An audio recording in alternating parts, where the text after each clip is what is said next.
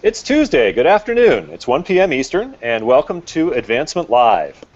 Advancement Live is part of the Higher Ed Live Network, a series of professional development web shows and podcasts which are always free and accessible to you in our archives on higheredlive.com and on iTunes. Be part of our broadcast by tuning in live and sharing your insights and questions using the Higher Ed Live hashtag on Twitter. You can receive weekly updates with live show dates and times by subscribing to the Higher Ed Live newsletter. I am your host for today's show, Andrew Gossen, and it's July. Happy July, everybody. For many of us, this means a new fiscal year and all of the excitement that a new fiscal year entails. And in just a moment, we are going to be chatting about the annual fund year that just concluded. Before we dive in, however, I want to give a shout out to our Advancement Live sponsors, iModules and mStoner. iModules software is the leading constituent engagement management provider for educational institutions. iModules delivers an integrated online platform that transforms how institutions strengthen constituent relationships and achieve fundraising success. iModules, thank you for your support. We couldn't do this without you. Higher Ed Live is produced by mStoner, a marketing and communications firm that works with educational institutions on branding, strategy, web design, and more. This July, mStoner is hosting an in-depth two-part webinar series focused on how colleges and universities can offer program, major, and degree web pages that do not suck. These are the products that our institutions offer, yet many pages on EDU sites are long, lackluster, and lifeless. We're tweeting out a link right now where you can learn more and you can register. And now, let's move on to our today's topic, the annual fund. Many annual giving campaigns closed their books on FY14 on June 30th, and in today's show we're going to take a look back at high points from the past year, challenges and opportunities for the coming year, and opportunities that we ought to be keeping an eye on. My guests today bring a wealth of experience and perspective to this conversation. Today's first guest is Rebecca Bramlett. Rebecca is Director of Annual Giving at the University of North Carolina at Chapel Hill. She has 9 years of experience in university development and annual giving, beginning her professional career managing the marketing and operations of private student housing programs for students at Texas A&M University and Blinn College, and then joining the Office of University Development's Carolina Annual Giving Team as the Phonathon Manager in January of 2005. She has since held positions of Assistant Director of Direct Mail, Associate Director of Annual Giving, and now Director of Annual Giving. Rebecca is a member of CASE, and she serves as the Vice Chair of the International Annual Giving Directors Consortium. She has a BA in Psychology from the College of William and Mary and an MS in Higher Ed Administration from North Carolina State, and her research there focused on the effective use of social media for public relations in higher education. Rebecca, welcome to the show, and thanks for joining us. Thank you. I'm excited to be here. So, Rebecca, the FY14 Annual Fund campaign closed about 2 weeks ago, and I realize that you're probably still sorting through the numbers. But in general, how did things go for you at UNC? Yeah, we are still sorting through numbers, especially our university-wide numbers. And our annual giving campaign, at least through my office, might be a little outlier this year. We ended up down in donors and dollars, more so due to a major database transition that delayed our phonathon calling for almost 3 months. So that was a little disappointing, but fortunately we have decentralized annual giving work that's done. So it's looking like university-wide we are up in dollars and at least flat, if not slightly up in donors. So were there other operations on campus that weren't part of the same database transition? No, they were all apart. Okay. We were all apart. It was campus-wide, so we were actually able to keep our mail on track and our email solicitations on track, which was great. We just weren't able to recover from the late start with the phonathon. Okay. What sorts of things seem to work particularly well this year? Well, in light of that, basically, we didn't try a lot of new things this year. We really stuck to the tried and true, proven, successful methods. So mail and email, but really good strategy behind our mail and email. Really looking at timing and ask structures. So a couple of things that definitely work for us: highly personalized direct mail solicitations. Especially sent to our live donors at the time that they normally give. honoring donor loyalty to keep retention going strong through our loyalty giving society, using calendar and fiscal year end deadlines, of course, to drive retention, and as well as activation and reactivation, or acquisition and reactivation. And really something else that worked well this year was making second asks and doing second asks to make sure that people who are at risk of downgrading didn't downgrade. So those were some things that worked well for us. Fantastic. Thanks for that overview, and congratulations on surviving another year. We're going to return to these topics about what seems to be working well in a second. But first, let's welcome today's other guest, Devin Mathias. Devin has worked at Marts and Lundy since 2011, focusing on the development of annual giving programs, young alumni efforts, donor relations, capital campaigns, and the integration of social media into comprehensive fundraising programs. Prior to moving into the world of consulting, Devin spent 3 years as Director of Annual Giving at the University of Michigan and 5 years at the University of Florida Foundation. He has also worked with Penn State's Office of Annual Giving and the Affinity Connection, a private alumni relations firm. And he is also an alumnus of Advancement Live, having been one of the guests on the very first show I ever hosted just about a year ago. So Devin, welcome back. I'm glad that I got invited back even after being a guinea pig. I'm excited to join you and Rebecca today. It's always a pleasure, and this is a fun, important topic. So Devin, in your capacity with Marts and Lundy, you're interacting with a wide range of clients. Yep. What is your sense of the overall performance of annual giving programs in higher ed this year? As we've seen in recent... Are you hearing feedback? It's not too bad. Hello? Hello? Are we back? I'm back. There we go. So much for me being an alumnus of the program. As we've seen in recent years, both are up in dollars, but both are struggling to maintain donor counts. Not surprisingly, private institutions tend to be doing a better job of increasing both dollars and donors. While some publics have significant struggles with donor counts. That being said, one of the things that's most evident in my work with clients across the country is how varied these results can be. Even when many of the primary variables can be shared. The maturity of a program and the resources being invested into the annual giving program often have more to do with these statistics than anything else. Are there any innovative approaches emerging that you see working effectively across institutions?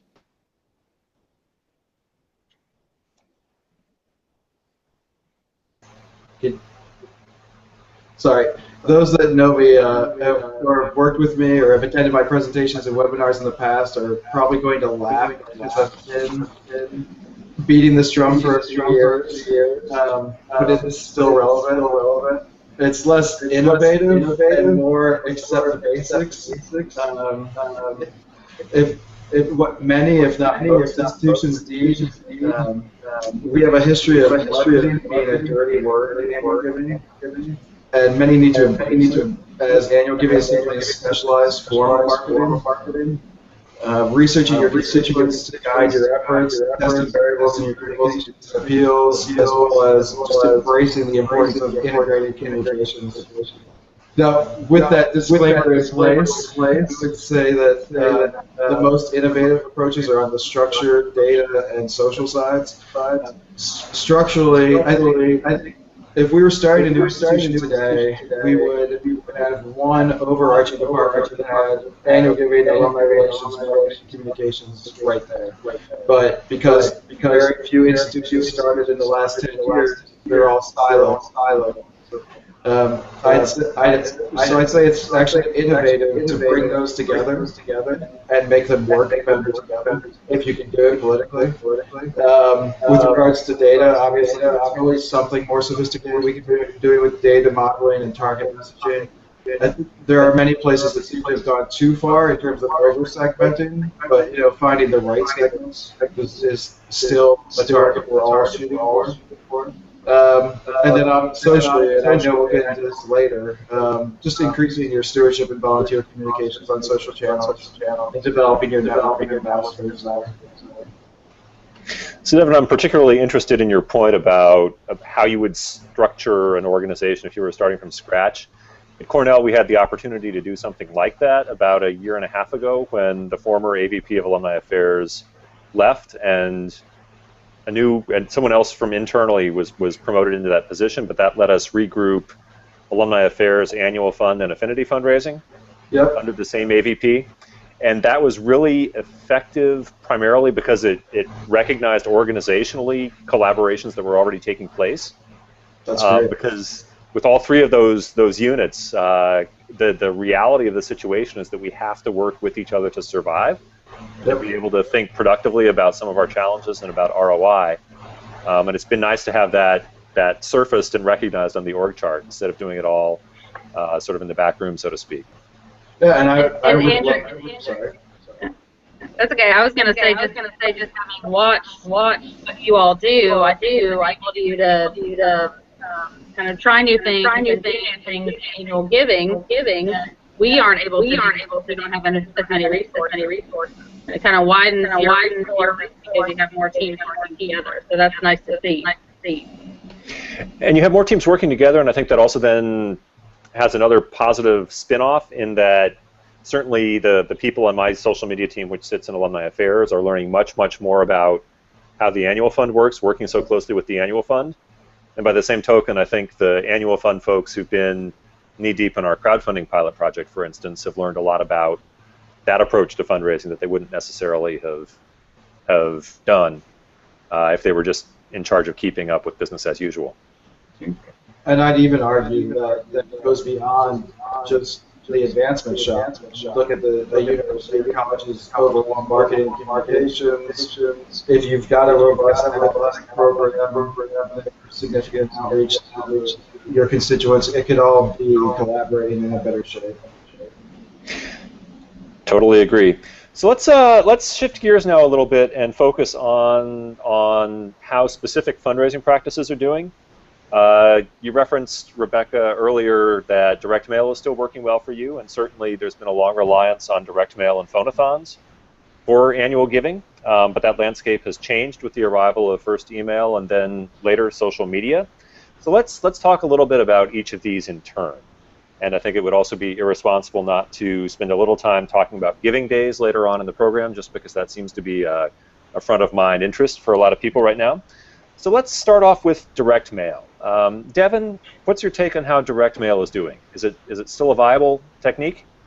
Oh, there's no doubt it's still viable, but like everything else, you need to be paying attention to what is actually working and apply your resources in a sophisticated manner. The sophisticated, mature programs cannot expect the same total results they may have seen via mail 15 years ago, but that's okay. We need to find the audience who are best suited for mail, focus your resources there.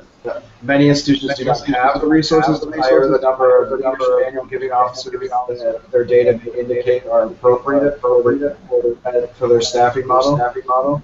And maybe direct mail can provide a highly personalized touch for that audience when done correctly. That can help you then get some of those, maybe even justify hiring more officers. And Rebecca, how are you thinking about this at UNC? You mentioned earlier that you think this is something that helped you keep the ship afloat during your database transition earlier this year. It did. It definitely did this year. Direct mail is still very viable for us. It's still bringing in about 30% of our annual gifts. We are seeing direct mail results decline as online giving results are increasing. But I think we have to look at those as a relationship. Devin mentioned integrated marketing and looking at channels earlier.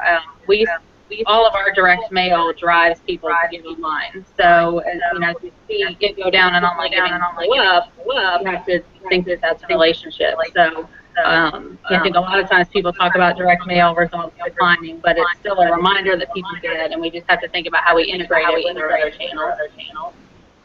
How about phonathons? We keep hearing that phonathons are being complicated by shifts in audience behavior, like abandoning landlines and going cell phone only. And then other people are screening their calls more aggressively. I know that in my household, we actually we know which numbers are calling us during dinner asking for money, and we do in fact screen those out. Is this sort of antisocial behavior having an impact on phone-a-thon results? Unfortunately, yes, I think it is. I have to admit, I sometimes screen calls too. But if I see it's a phone-a-thon calling, I will answer. But I think the biggest impact is we are seeing contact rates go down, and we are seeing data. We lose a little bit of data on our donors if they lose their landlines and their cell phone number. So we're trying to combat that. I think we just have to get ahead of that in what we're doing, and so we're doing a lot of research on cell phone data. We are asking alumni to update their contact information regularly, and that's helping. So I think we also have to be maybe a little bit more creative about thinking about this and be open to voicemail contacts or robocalls. I know some institutions are trying that. We haven't tried that here, but just we have to be creative as technology changes. When we have cell phone data, we do call it in the phone-a-thon, and our contact rates are great on cell phone calling. Yeah, and so we've especially with young alumni, because we're getting that information from them while they're here as students. So definitely be willing to do that and be open to doing that, and that'll help us kind of keep the phone-a-thon going. Fantastic. So Devin, how is this playing out on the national level?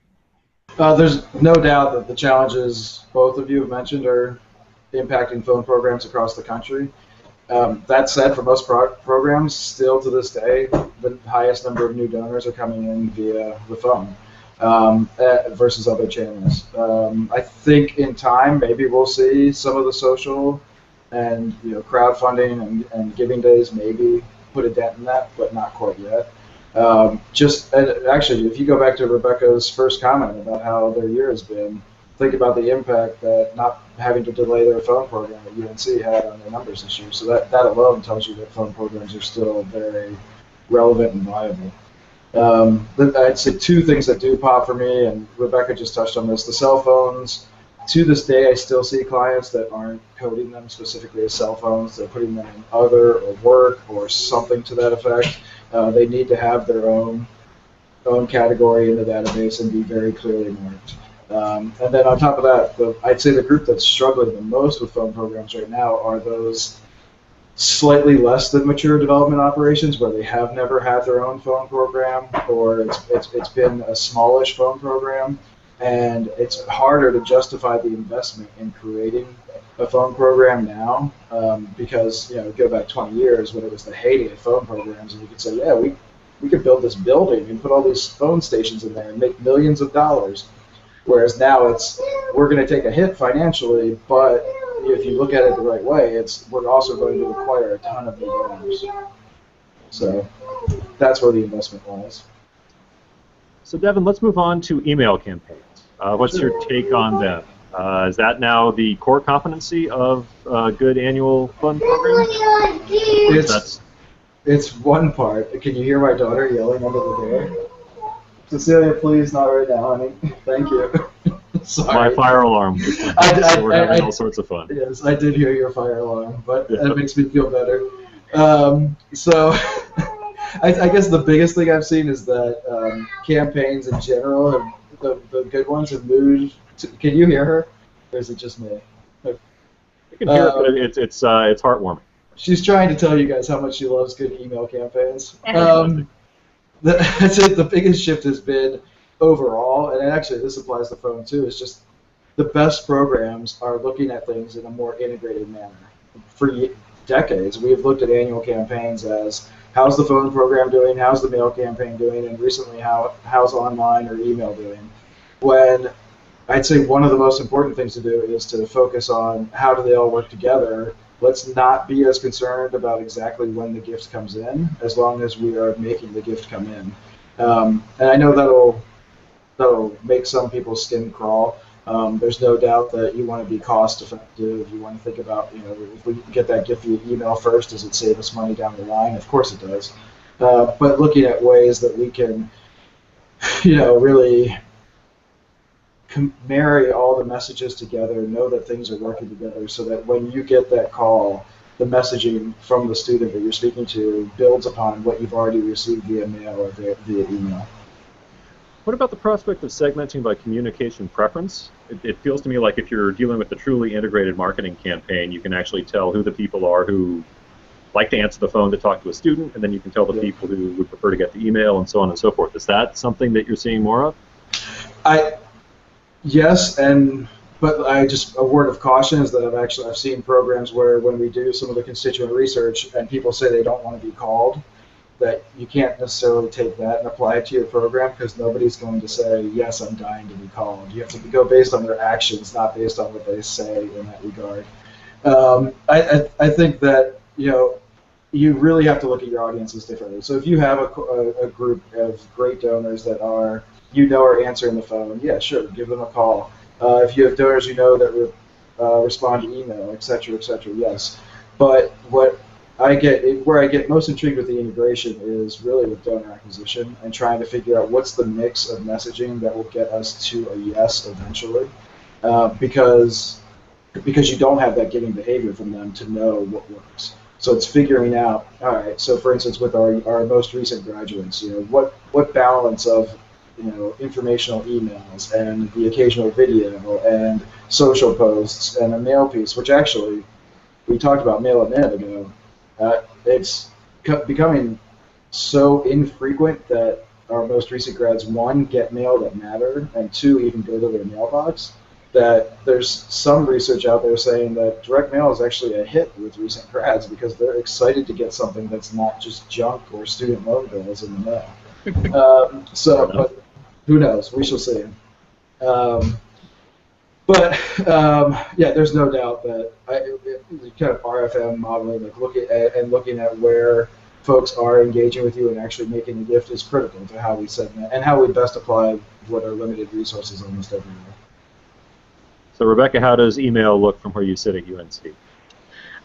Yeah, well, you kind of mentioned spam or core competency earlier. I mean, for us, it's still core competency. I think what we really looked at over the past few years is making sure we're just not sending too much, because there is a flood of emails going out, and when it became something that everybody could do, everybody was doing it as often as possible. So we really have tracked how successful they were and saw that really our emails aren't that successful in raising money unless it's deadline driven and time specific. So calendar year end, fiscal year end, or if it's a donor challenge that has a deadline, or some other sort of engagement campaign we're doing with a deadline. So we really cut ours back to just timing it on basically those types of instances, so that there's a deadline and there's a reason for someone just to even open it or pay attention to it in their deluge of other emails.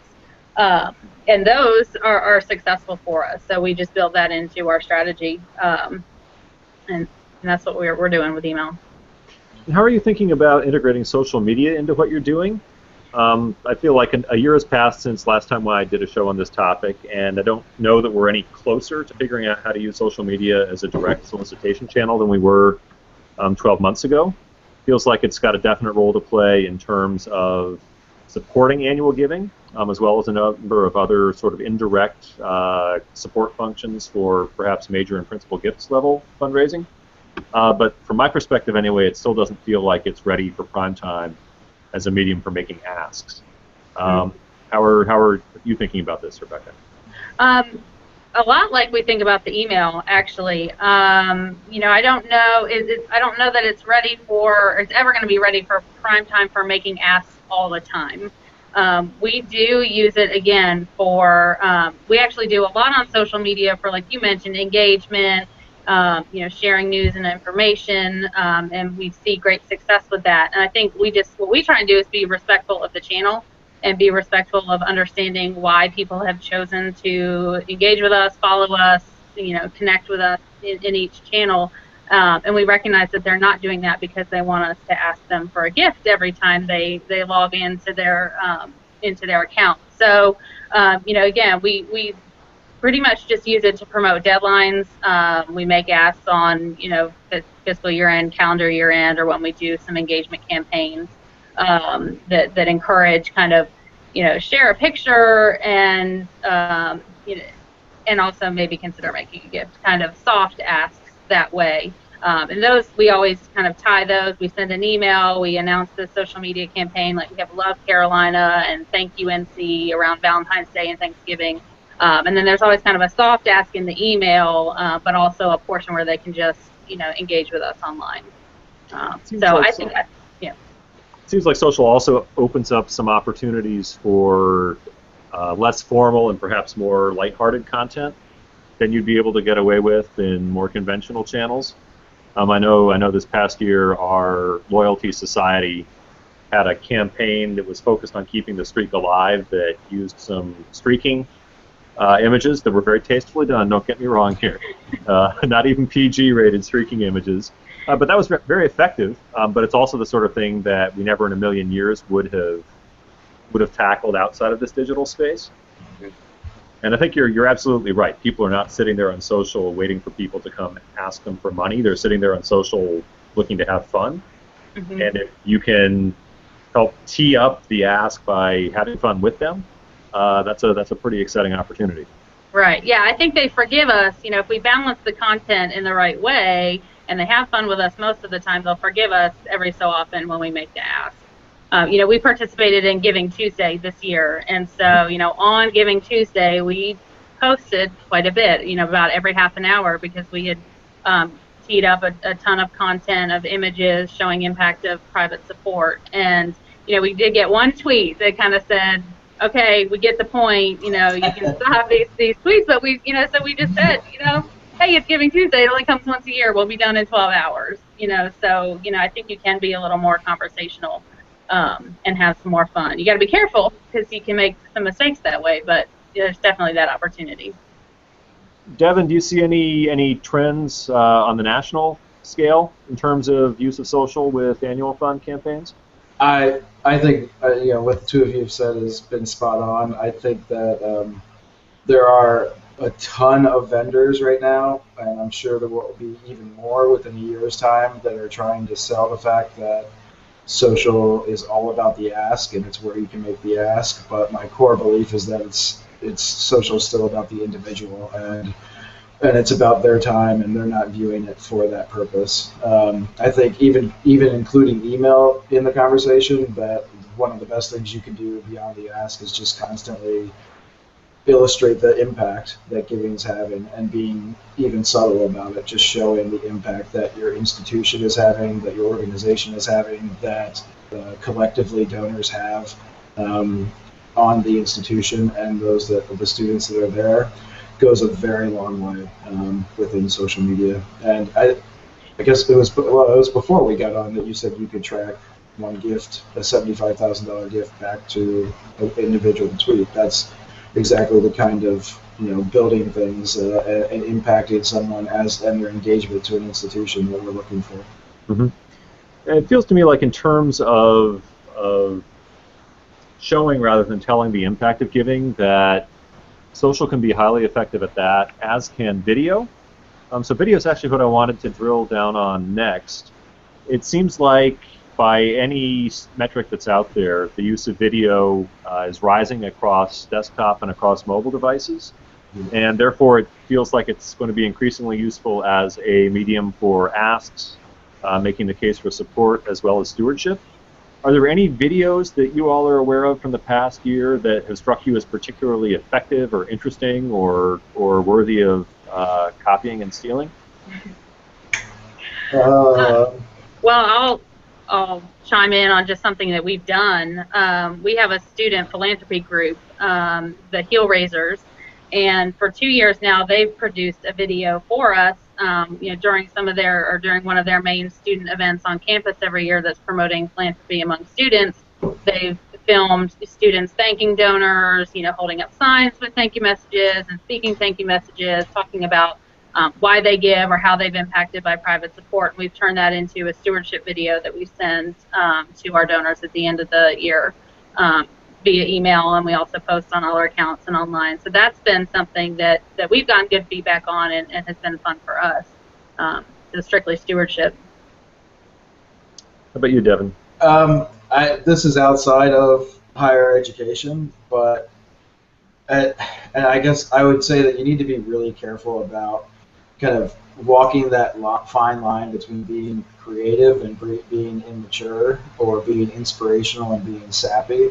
But I'm guessing you've probably seen the Dumb Ways to Die video that was in Australia that had to do with their public transportation, and I'll let you check it out. But it's I thought that was a really great, creative, engaging way, and then they turned it into an app, which makes even more sense.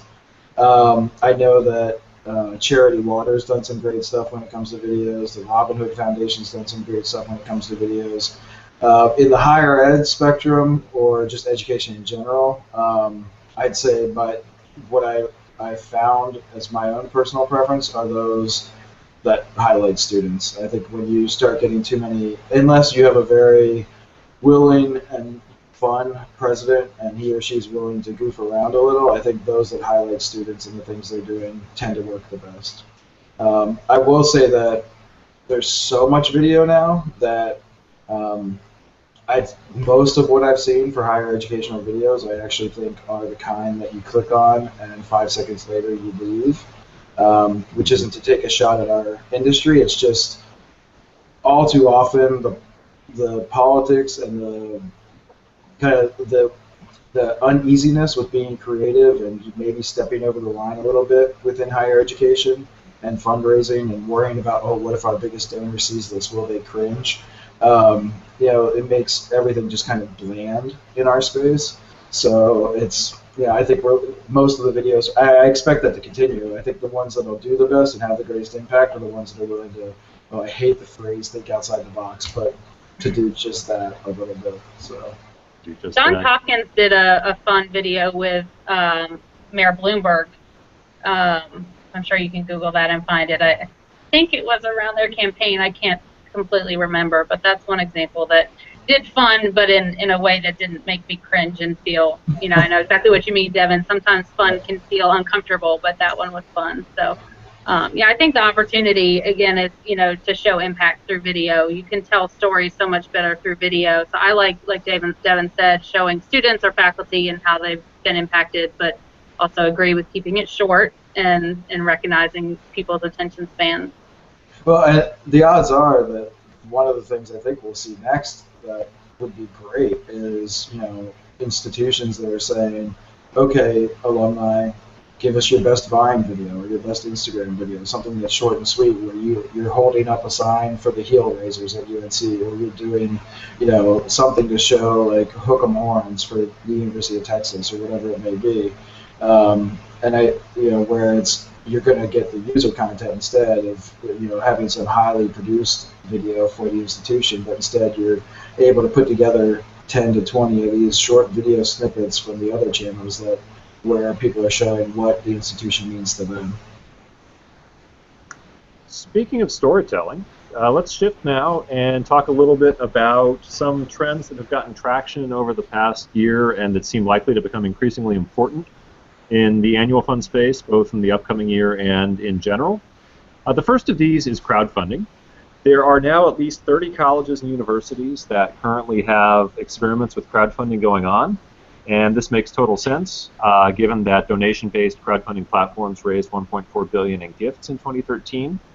It's very natural that higher ed fundraisers would be thinking about how they might get a piece of the action, and I also think there's a growing realization that if institutions refuse to engage, there's really nothing out there to keep faculty, students, and alumni from using these platforms regardless.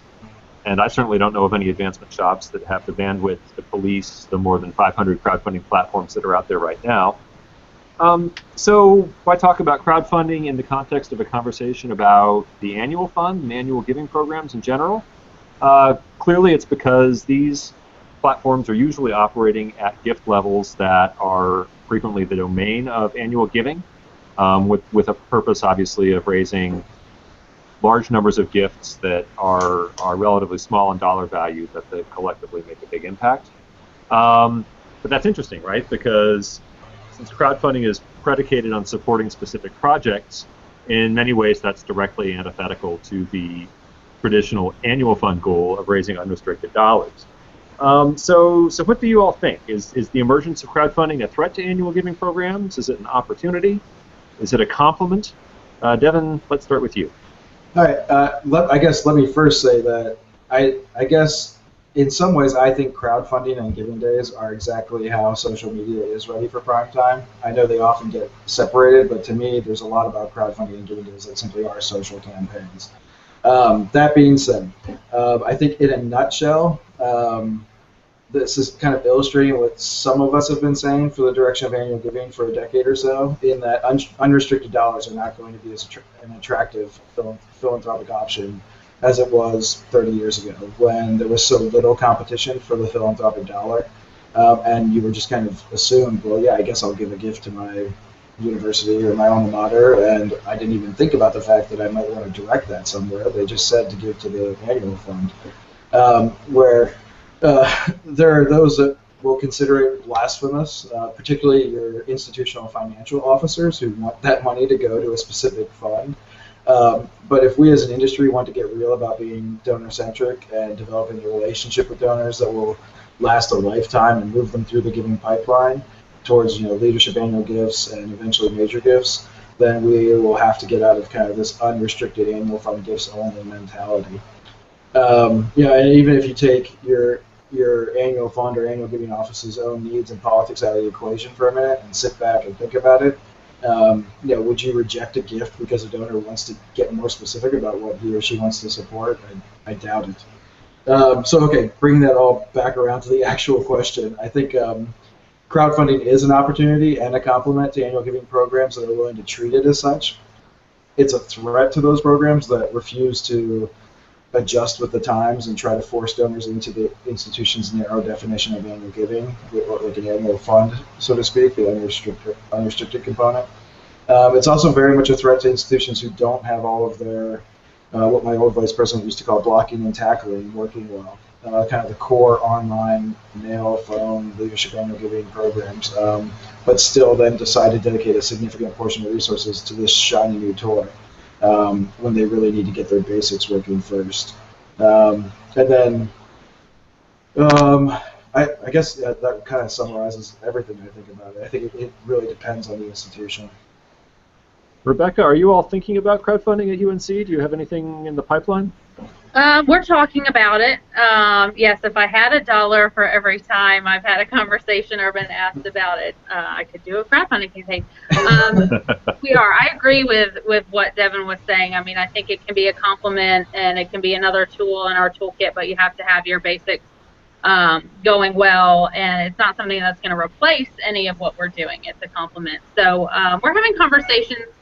We actually do have a student group that a couple years ago started a platform for, it's called Carolina Creates, and it was crowdfunding, fundraising for student groups, and that organization's got it going and raised some decent money for some student projects, and then they graduated, and the next year the students involved didn't do as much, and then this year they're coming back, and the students involved now want to do some more. So that's always a challenge if you're working with students. But it can really support some student organizations that aren't getting the money they need otherwise. And when they work with our office or with the Student Affairs Development Office, we can kind of give them best practices and have a little more oversight. We're also talking about it with our institutional research office, because we are having faculty that are, like you mentioned, doing it on their own in one of the platforms out there, or at least asking about it. So we're in conversations, but to Devin's point, we're trying to figure out where are the resources. Do we have the resources in our office? If we're working with faculty, we actually need some resources from the research office, because they're the ones that are going to help us vet what projects are appropriate and should have our brand on it, and what they'd want to back. So that's kind of where we are in our discussions, is figuring out how to fund it and how to staff it when we aren't really able right now to add resources. So that's kind of where we are with it at UNC. Yeah, I think it makes all sorts of sense to invest the time in thinking through what it would take to do a responsible experiment with it, to understand how it's going to work with your audience and within the framework of your organization. There are a number of reasons that I think mean that everybody is going to have to deal with this eventually, and it's far less painful to deal with it proactively and on your terms as opposed to being forced into dealing with it because the horse leaves the barn and you're sent off to try to reel it back in. So two interesting data points from Cornell and our experience working both with student callers as well as the senior class gift committee. Both of those groups of students have told us that they would rather be doing crowdfunding than doing what we are currently asking them to do. And I think that's really interesting in that that tells us a lot about their sense of where their peers are and what their peers are likely to respond to. Yep. And we're thinking about what that would actually look like, but we haven't sorted it out thoroughly yet. The other interesting thing, and I'm going to throw this out there as an example of what can happen if you really do let people run off and do things on their own. We had an episode recently where a unit on campus was using a third-party crowdfunding platform, and we knew that they were doing this, and we couldn't offer them a spot on our current platform because we were in the middle of a vendor transition. And it went reasonably well for them. They found that they were getting less data back from the platform than they thought they were, so they were a little disappointed on that front. But what really drove home the unanticipated sort of landmines that you can step on if you're truly off there on a third-party platform is this particular platform recommends additional projects you may be interested in once you complete your transaction. And they're pulled from the trending projects on the platform. And this particular donor got 2 recommended projects, one of which was a movie about a serial killer, and the other was for a sex toy. And she was very, very nice about it. She just sent us a little screenshot saying, look, I understand you had nothing to do with this, but at the same time, I thought you would be interested in knowing that this was what I saw after I gave to your project. And I feel like that's the screenshot that's worth 1,000 words. We're talking to campus partners, and they say, well, why shouldn't we just go with a third-party solution? I tell the story, show them that screenshot, and the conversation comes to a very rapid close, which is kind of nice. Things to ask your vendor up front. Exactly. Well, that's the sort of thing that you would never think to ask. And I guess that's another reason why, if you're using a third-party platform, you want to make a gift yourself so you can understand what the donor experience is like. Always. Yeah.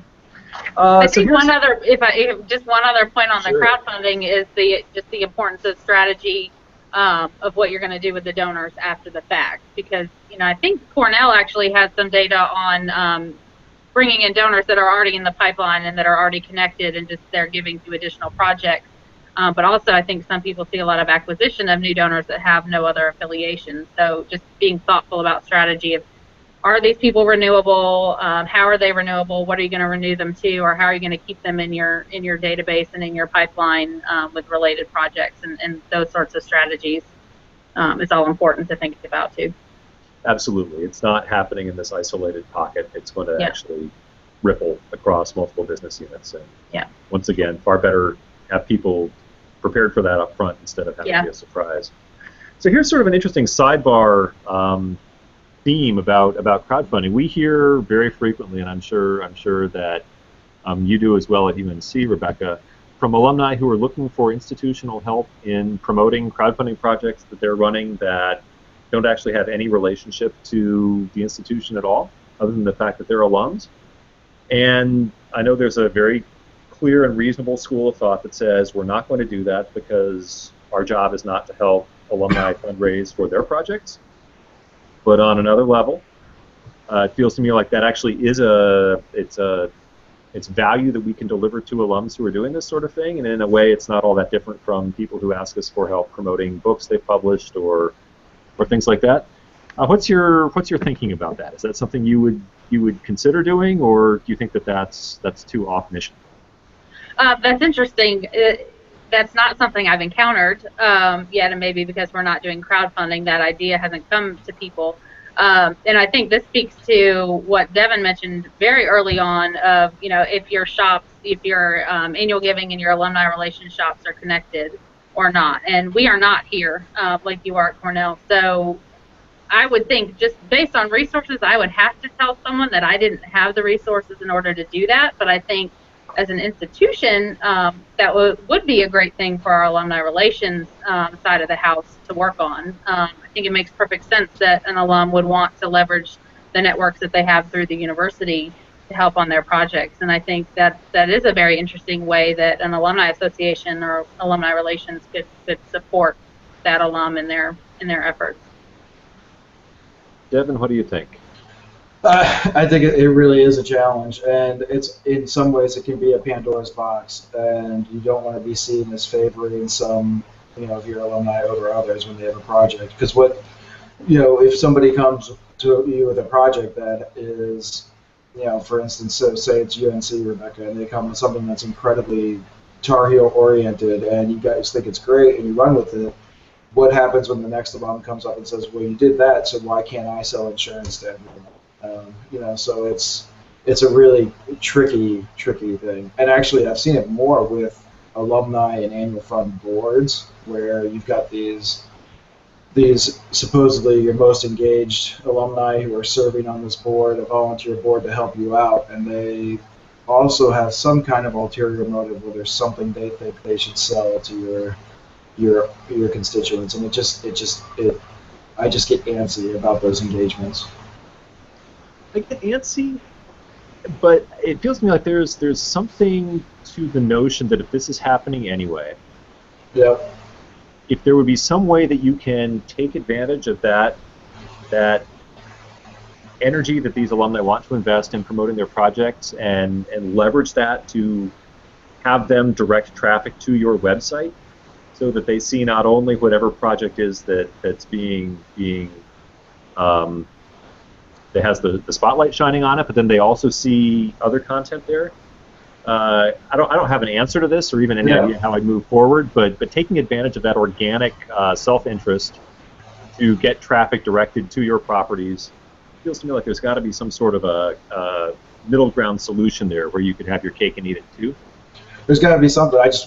I just want to make sure that they're not going to take something that they think is a Cornell experience and get suggested to buy a sex toy, is what it comes down to. Like, that's not going to happen again. So it's finding because we already, I think, as annual giving programs, struggle, particularly the larger an institution gets, but even with the smallest institutions, struggle with the fact that there are so many interactions that our alumni have that they view as the institution that we have no idea about, in terms of the annual giving shop, because it's coming from a department, coming from some summer camp for their kids, coming from athletics, whatever it may be.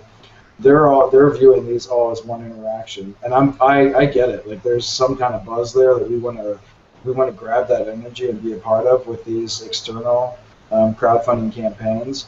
But I just want to be wary of what's the impact on the overall engagement of that prospect and donor.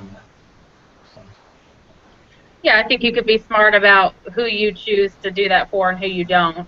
Right. We reserve the right to, we don't feature every alumni or alumnus author in our magazines. We don't help everybody with everything. So, maybe you need to have a policy or something that says what you will and won't or how you make your choices. But, if someone is doing something really, really cool and exciting that we want to, showcase, then that's an opportunity. I do think that, here that would definitely have to live outside of annual giving. So. And I guess the other idea, or I guess thought I would throw in there is that, so historically, alumni relations have often done there's been campaigns like the dreaded alumni directories, which, I could go on for about an hour about that one. And then things like signing up for like insurance campaigns, etc., where it's or credit cards where it says a portion of your gift will go to the institution. What I want to make sure is that they don't view that interaction as their philanthropic gift to the institution, and that that they still are responding when you're gaining an appeal. Because every time we ask them to do something, be it open an email, take part in a social campaign, tweet for us, use a hashtag, whatever it may be, that's an ask, and we're asking them to do something. So I just want to make sure that it's not diluting our relationship with them in such a way that we've made so many asks that when we get to the point of asking them to make their annual gift or second gift, that they're saying no. So that actually leads into the second topic of interest in terms of the things that are hot right now, and this is Giving Days. So on Advancement Live, we did a Giving Day show back in the fall, and interest was strong then, but since then, we've seen multiple campaigns deliver multiple millions of dollars, and my sense is that interest is just growing in this space. Actually, we're in the initial stages of planning our inaugural Giving Day for Cornell. So to your last point, Devin, in your mind, how can a Giving Day complement existing annual fund activity? I think Giving Days are kind of this perfect love child of a capital campaign and annual giving, if you will. Like, it's kind of taking the concept of a capital campaign and applying it to annual giving in a much briefer timeline. So you're taking a robust marketing campaign to create urgency and drive gifts and donor participation, generally with a false deadline when all is said and done. I think that the one thing I do caution clients on with it is that, and I think, Rebecca, you even started to touch on this earlier, is that you're not taking folks that are strong, regular donors who are engaged in your regular practices and maybe are giving to you multiple times a year and shifting them to this when you already have them well engaged, when this may not be the best way to engage them. I think maybe this is more something where you look at specific audiences for donor acquisition or upgrades of donors. Again, going back, I think this might be great for recent graduates. And again, for those that have not given, I think it's a great way to kind of get that buzz going and get people to give that way. Rebecca, are you all thinking about Giving Day at UNC? We are. I think we have to be looking at that and thinking about that. And it's funny, Devin mentioned campaigns because we are probably a few years away from a public launch of our next campaign, but we're talking about our next big campaign, and I would love to see a Giving Day around the launch of the public launch of our next campaign. That could be a really exciting and fun way to engage annual giving in a campaign. But we'll probably look at doing one before then, because that's down the road. So we're having to think about all those things. I mean, I think the thing about these Giving Days, especially the very, very successful ones, it's something that you have to take the time to plan and do a lot of great strategy behind and think about what are your goals. Is it for acquisition or reactivation, or do you have dollar goals, or is it donor-driven? So for us, I think it would probably be more donor-driven. Of course, we would have dollar goals behind it. And the opportunity for us is that we have a centralized, decentralized, hybrid development organization here. So we have all of our schools and units have development staff. And so for us, it'll be coordinating all of that and really doing one together that benefits everybody and could be really big and really exciting. So we're in very early conversations and planning.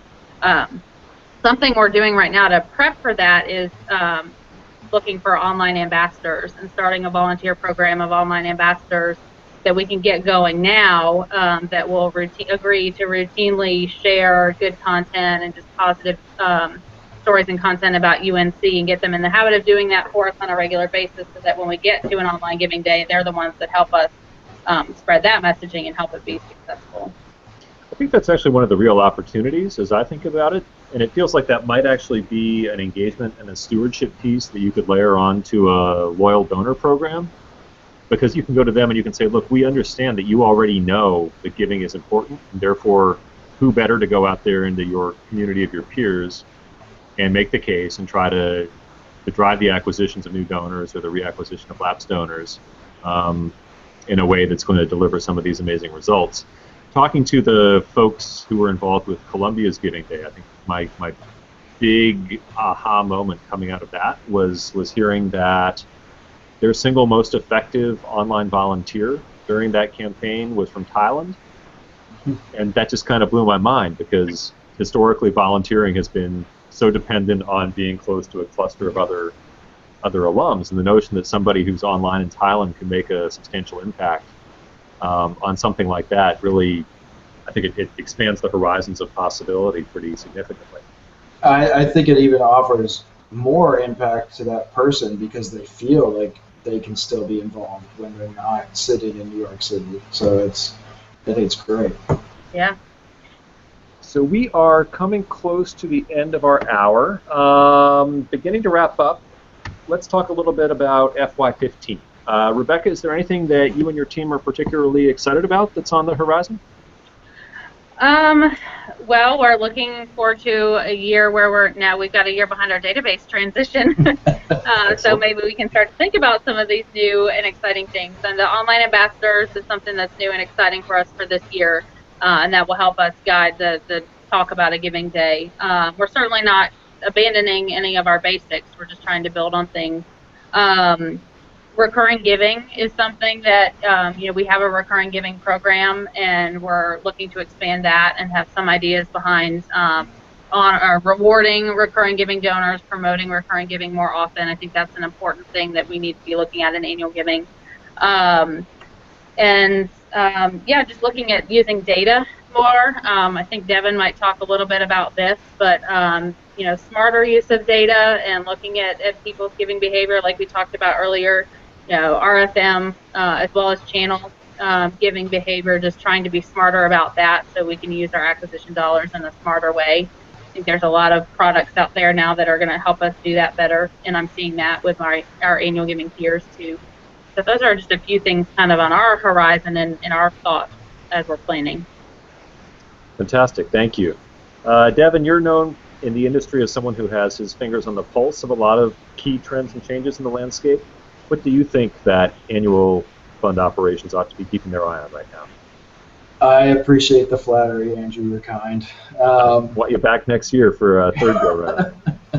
I would say that the majority of programs, those that aren't, the exceptionally well-oiled machines, still need to take time to do more research on their donors and their prospects. I think it kills me how few institutions just kind of fly blindly without researching why their constituents give, why they don't give, what they care about, who they want to hear from, what they want to support. Using that information often results in savings of resources and increased giving, which we would all argue are great results. I think we will soon see development and advancement research departments that aren't just focused on major gift prospects, which would be excellent. I think the majority of programs are also still drastically understaffed when it comes to leadership annual giving. The top 5–10% of programs may not be, but I think most are. And I think doing that right, bringing in new leadership annual giving officers and training them quickly so they can have a significant ROI for their program can go a long way to developing the pipeline and to make sure that the capital campaigns that are 1 or 2 capital campaigns down the road actually have a chance to be successful. I think the giving days and crowdfunding clearly, as we've discussed, are the thing that many institutions need to embrace. I think the smartest institutions I've talked to are the ones that aren't just running off the cliff screaming, we need to do this. They're actually sitting back and thinking, okay, how can we do this as an institution well? I think it's interesting that a few years ago, if we were having this kind of call, we would have talked about mobile a ton, and we didn't touch on it once today, which is interesting. I think we recognize it as like giving pages, giving etc. We need to be easy to interact with in terms of mobile, but what does it mean for us going forward? Because obviously we want videos to run well on mobile platforms, but what does mobile mean for us? And I still think that LinkedIn is one of the most underutilized tools. That's a very strong tool with a wealth of information for annual and major gift programs, and I'd say over 90% of nonprofits are not using it kind of in a big way. Great. With that, we are out of time. Rebecca and Devin, thank you so much for joining us today. It's been a real pleasure. And now we are at the end of our hour. Ryan Catherwood will be back next week with another great show focusing on Alumni Association membership marketing. I'm sure there will be a large audience for that, since I know that's a conundrum for just about everybody I talk to. Once again, thank you to our sponsors, iModules and M Stoner. As always, you can watch more shows from Advancement Pros on the Advancement Live archive located at higheredlive.com. Thanks to everybody who tuned in live, and see you next time.